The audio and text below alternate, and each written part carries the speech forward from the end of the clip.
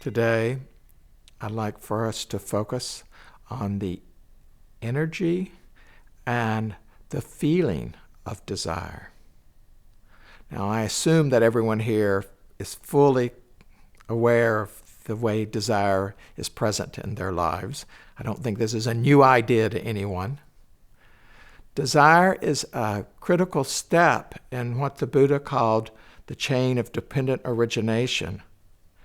In this chain of dependent origination, we start with having contact, and from our contact with an object, we go through a series of steps which leads to desire, and this desire then leads to a kind of identification with the particular object we're desiring, and out of that identification with, we start to develop clinging, attachment, grasping, and this leads to what is termed taking birth.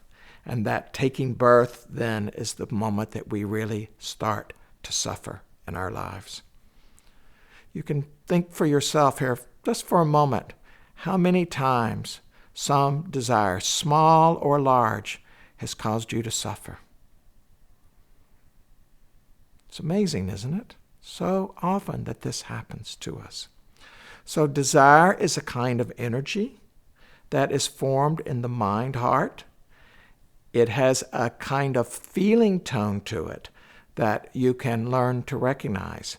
There is the positive desire towards something, that is, there's something that you want to move towards, or there is a kind of aversion desire where you want to move away from something.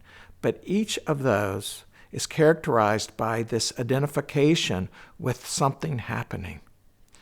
And this desire creates such energy that it moves us into a relationship with our experience that is one of suffering, one of discomfort, one of stress, one of unease, one of uncertainty. And this happens to you many, many times during the day. This isn't some big, obscure, mysterious thing that happens once in your life and then that's it and you're stuck in it. You recreate the suffering around desire over and over again. My teacher, the Venerable Ajahn Sumedho, refers to desire as the natural energy of this realm. And he teaches that it is not desire itself that is the big problem, but rather it's our relationship to desire. If we are reactive to this desire, that is, we say, oh, I've got to have what I want, or I want to be relieved of what I don't want, then this creates the problem.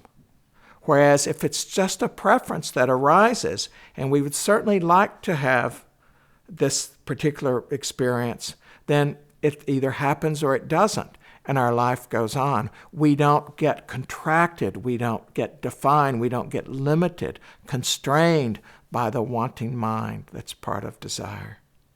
So the energy of desire can be used in a skillful way, or it can be used unskillfully. We determine this in part by asking ourselves through mindfulness, is this desire wholesome or unwholesome? If it's an unwholesome desire, we know how that ends up. We've all done that enough already. But if it's a wholesome desire, then we look to see, is it an appropriate desire at this time? Is this really appropriate right now? Is this suitable for me at this time?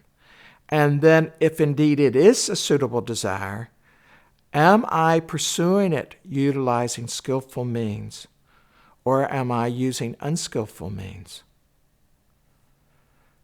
So even a wholesome desire, if we employ unskillful means to achieve it, causes suffering. We then, through mindfulness, ask what is our relationship to this desire?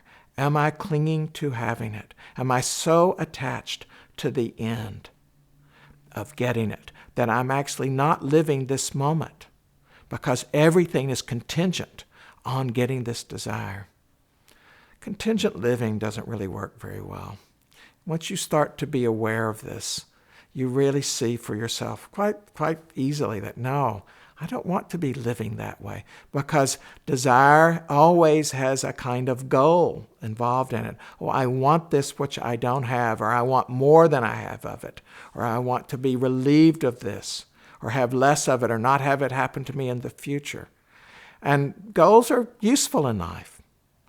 Goals give us a direction. They tell us how to allocate our resources, but they're not so useful as a way of determining what's the appropriateness of this moment.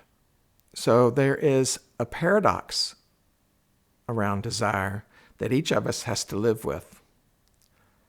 Since desire is going to come up as a natural energy in this realm, we are going to always have the tension of that desire moving towards creating stress for us, or uncertainty, or kind of dissatisfaction, or a basic anxiety, even though we may get ultimately the desire met. But there's this anxiety in the meantime that creates so much discomfort. And so one way to understand this paradox of desire is to say to yourself, yes, I have desire, and I know that it can lead to suffering, but I know I have a choice. That if I stay grounded in my intention, if I stay grounded in what really matters to me, then I do not have to get defined by that desire. T.S. Eliot, in Four Quartets, his masterpiece of a poem, had this wonderful way of describing this paradox of desire. He said as following: desire itself is movement, not in itself desirable. Love is itself unmoving, only the cause and end of movement. So beautifully stated. Desire has in it this energy of movement, and when there's movement, there's going to be some degree of stress, of tension. Love, this feeling of caring that is not selfish, self-referenced based, but is a relatedness feeling to life. This is a ground from which to meet and know and be mindful of and properly respond to all desire.